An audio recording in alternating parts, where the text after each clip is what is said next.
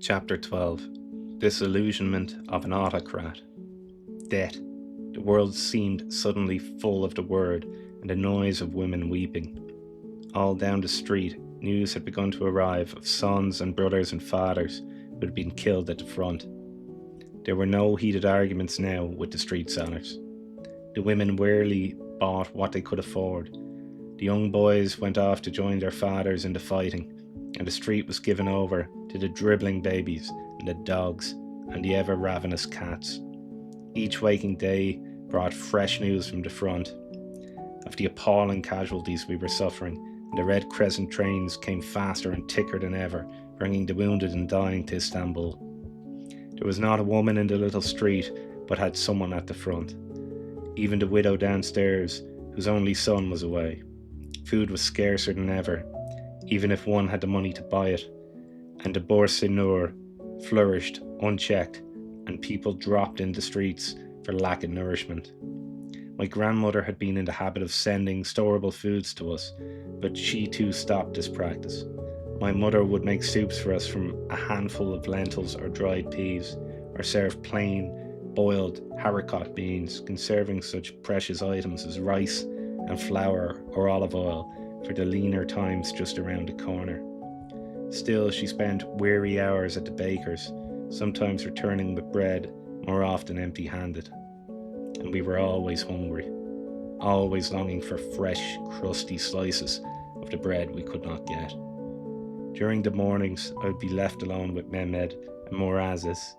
Mehmed was docile enough, but Morazes used to drive me into a frenzy of exasperation and fear, for she would cry so lustily that she became quite purple in the face with rage. She cried if I rocked the cradle, she cried if I did not, her eyes tearless and her screams shrill and unceasing. My mother would leave a bottle of milk for her, wrapped in a piece of material to keep it warm, and this I would thrust exasperately at her, trying to quiet her, but it had no effect. One morning, she was so terrible that by the time my mother returned, I was in tears myself. I told her what was wrong, and she lifted the now docile Morazes, dandling her and calling me over to look at the pretty thing. I hate her, I burst out passionately, stubbing my toe against the foot of the cradle. And the moment she heard my voice, Morazes, the little tyrant, commenced to wail loudly again. My mother was upset by my truculent attitude, and perhaps as some sort of reward sent Mehmed and me into the street to play, telling us not to move from the front door. But when my grandmother, later in the day, came down the street, she was so scandalised to see us playing like street urchins, to quote her, that she was quite cool with my mother for the rest of the time and accused her of bringing us up very badly. She was in a gloomy mood that day, complaining that she could not remain long with us as the old man was not too well and had, latterly, taken to demanding her at all impossible hours of the day and night, had renewed his command that she should no longer visit us. She watched my mother's efforts to make clothes for us on the sewing machine and interfered so much that she quite upset my mother, who, in the end, was unable to do anything more so long as my grandmother remained. That evening, she made an odd sort of dummy for Morazes. It was made of muslin and filled with clean sultanas, and she told me to, in future, stick it into her mouth when she commenced to cry, and I was alone with her. She also taught me an old Turkish nursery rhyme, which she not only forced me to sing to her, but called up the widow to listen to my voice. I was sure the rhyme would be worse than useless to quiet Morazes, but my mother, lamenting for Inja, looked so sad that I promised her I would try. This was the song. Dandini dastana, danalar girmiş bostana, kov bostanja danaya, yemishin lahanya, which defies translation but means something to the effect that the little water buffalo are in the garden and an injunction to the gardener to push them out before they eat all the cabbages. The soft, soothing words brought back memories of Inja crooning it over Mehmed's cradle.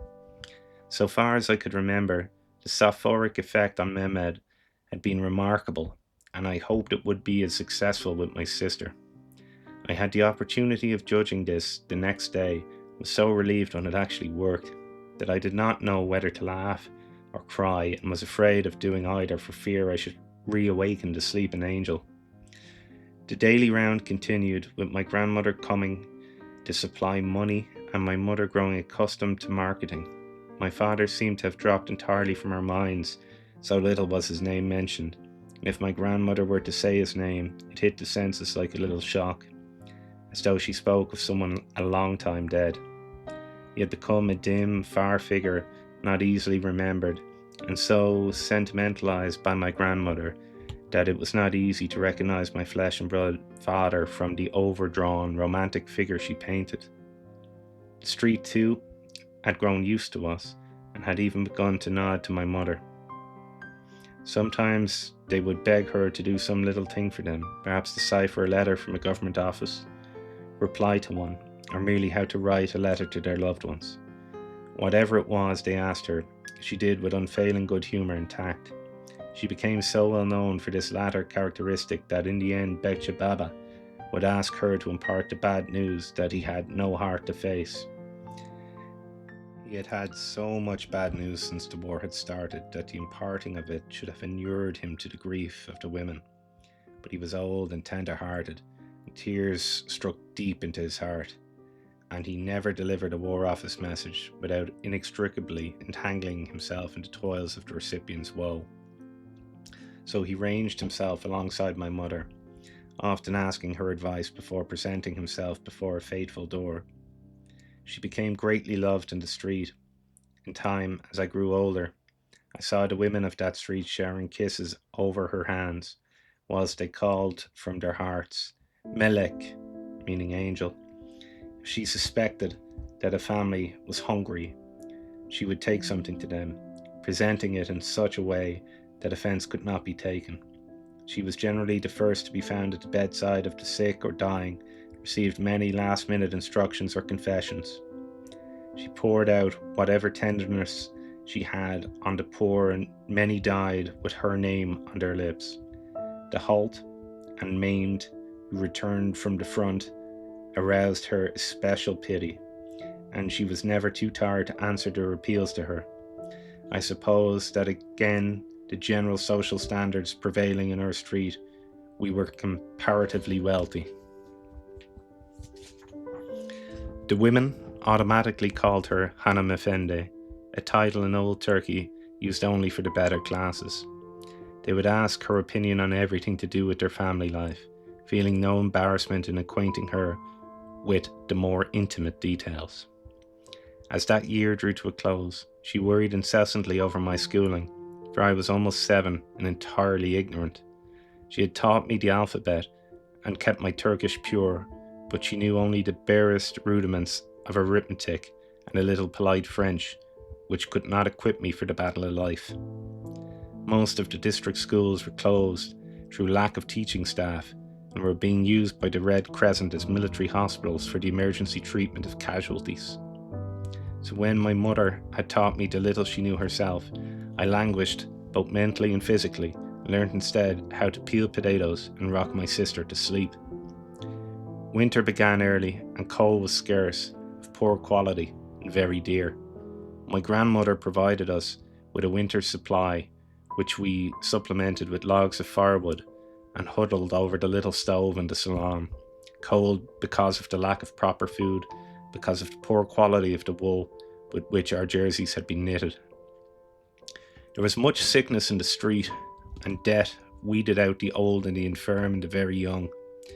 My mother was kept busy going from one house to another, giving advice or consolation, or merely holding the hand of the one who was left. Then came a time when she herself fell sick, and the fever came back to her, and she cried out in her delirium. But this time there was no fashionable physician to visit her many times in a day,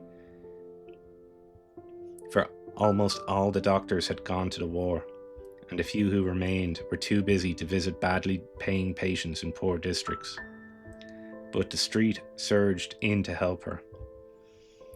Tin old women looking like crows in their black clothes, black charshafs tightly binding their foreheads, would sit beside her bed and give her sips of water or rub her forehead with eau de cologne to cool the surface blood and to help reduce the fever. Loving and dirty hands washed and dressed and fed us children and laid us in our beds at night, then went back to the more serious business of tending my mother. Curious, groping fingers sought for lice in our heads and drew back disappointed because none were there to be found.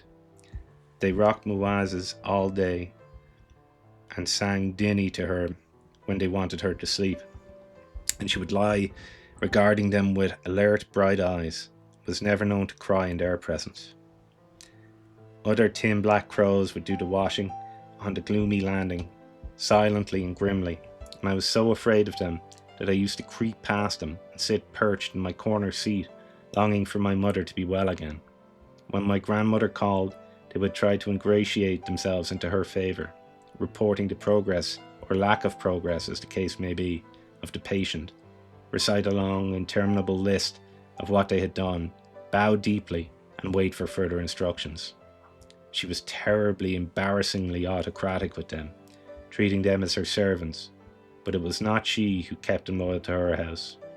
They loved my mother, and this was their only way of repaying her kindness to themselves. Day and night the house was filled with them, and they were roughly kind to Mehmed and me, and spent the money my grandmother gave them as honestly as she would have spent it herself. Their own children were blissfully permitted to go about the day long in dirt, but poor Mehmed and I were mercifully scrubbed 20 times or more in a day, for they felt that super cleanliness must be one of the peculiar attributes of the upper classes. They expended more time and energy over us than India had ever done. They would remove their shoes before entering the bedrooms or the sitting room, exclaiming over the softness of the carpets against their bare feet. They would examine all my mother's table and bed linen with rough red hands, gloat over the silver, and polish it until the old treasures were in danger of snapping under their hurrying fingers. Inquisitive hands pried everywhere. Nothing was safe from them. Curtains were touched joyously, held against the cheek. China examined to see how fine and delicate it was, and then in the midst of their wanderings through the 3 rooms in search of more treasures to gloat over, they would espy Mehmed and me, and they would sweep delightedly down on us, gathering us against their withered bosoms, and proceed to take the skin off us once more with yet another washing. The relief at last when my mother was able to get up again. Her illness had seemed like years and years to us, and when she saw our faces and hands and bodies shining from all the soap that had been used on us, she commenced to cry, saying we looked too clean. We hastened to assure her it was all a mistake, that left to ourselves it would never have occurred to us to be so clean, and commenced to laugh, the tears still shining in her eyes, and she said that, anyway, the neighbours had been very kind. We could not answer this, feeling that there were limits to kindness. One morning, a few months later, when my mother was thoroughly well again, a servant called from my grandmother's house to say the old man was dead. This was a great shock, for my mother had not heard he was ill. The servant explained that it was a heart attack, that my grandmother was overcome with shock, for it was she who had discovered him. My mother was asked to return with the servant, but this she refused to do. It was a strange thing for her. She never spared herself for other people, and this reluctance to go to my grandmother's home was a new thing for her. But perhaps she knew that genuine grief calls for every effort, whereas the grief manifest by my grandmother was a purely synthetic thing to impress outsiders. Whatever the true refusal of my mother, she did not speak about it to us, and later that day, when the curtains were already drawn and the lamps lit, my grandmother arrived. She looked tired and a little frightened, disposed to be short-tempered with my mother. For a long time she ignored her, taking to Mehmed and me, and my mother lay back in her long chair and refused to ask any questions. This attitude piqued my grandmother, and when at length she could no longer bear it, she burst out that my mother grew more and more callous, and that she had expected her to at least have asked after the state of my grandmother's nerves, which were, she declared, simply shocking. She conventionally squeezed a few tears from her eyes and lamented her husband, but with so little enthusiasm that at last she gave up even trying to deceive herself. She was attempting to whip up a decorous picture of herself, the new widow, weeping for her husband as if her marriage had been a normal, friendly, happy one. She said that she intended to spend the night with us, for she could not bear to go back to that dreaded house. My mother said nothing. Then my grandmother, all decorousness swept away, said with animation that now she was a very rich woman, and that we would all go live in her house. She said we would never have to worry again about money or anything else, and waited for my mother's comments. She became more and more spry, infected with enthusiasm. There was only one small, rather insignificant fly in the ointment, but it was large enough to occasionally dampen happiness. Apparently, after the old man's death, the notary who held his will had been summoned, also the nephew who controlled his various business concerns. The nephew said to her, "Well, Fatma Hanum, what are we going to do with you, I wonder?"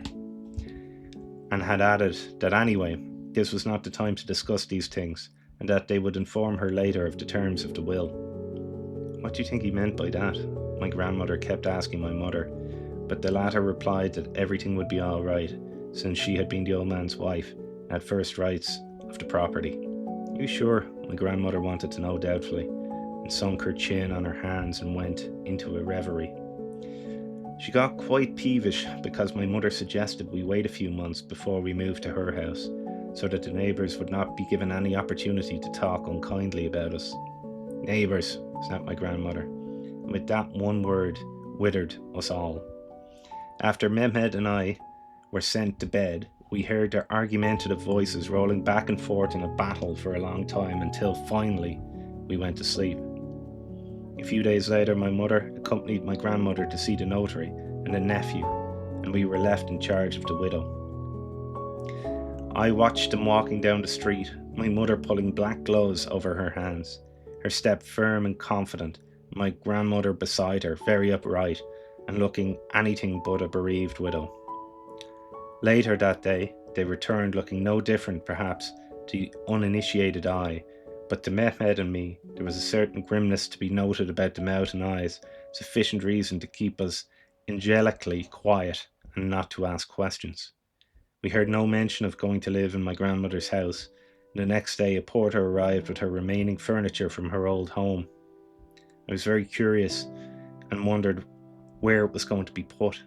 An outsize and china cabinets ousted me from the door, and when a console table followed it, I retreated into the furthest corner of the salon and thought that if any more furniture came in, I should be buried under it. A covered ottoman was carried into my mother's room, Mawaza's cradle having to be moved to make room for it. Tin chests arrived, and the porters were told to leave them on the landing since there was no room for them anywhere else.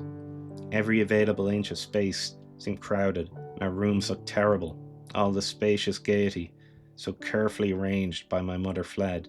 Amidst all the confusion, she moved tight-lipped and uncompromising, yet with a contradictory air of serenity, which I had not seen for a long time. I was aching to ask questions, but was cowed into silence by my grandmother's attitude. Soon after, the widow moved from the downstairs room and went to live further down the street, and my grandmother moved in to take her place. Furniture was rearranged, but there was still far too much of it, and everywhere looked ugly and overcrowded, and the tin chests remained filled, and carpets were hung on the walls because there was no room for them on the floors, and the rooms took on a dull, darkened look.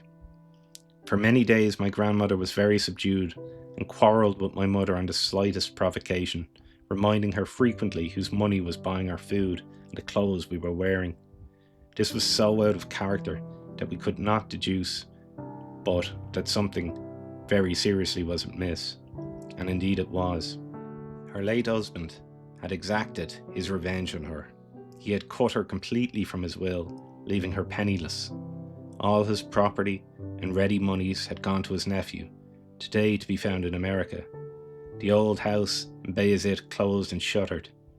The house where we were living was left to my mother, for her lifetime, or for as long as she cared to live there, afterwards reverting to his nephew. He had not even stipulated the use of one room for my grandmother, ignoring her existence as completely as if she had never been his wife. All of this I learned from my mother when I was older, when we had lived in that house for many years. My grandmother always remained with us, but never docilely. She never mentioned the old man's name, but took to talking about my grandfather, as if the past year of marriage was only a dream. She became suddenly very religious, but remained autocratic to the end of her days, for that trait in her would never die until she did.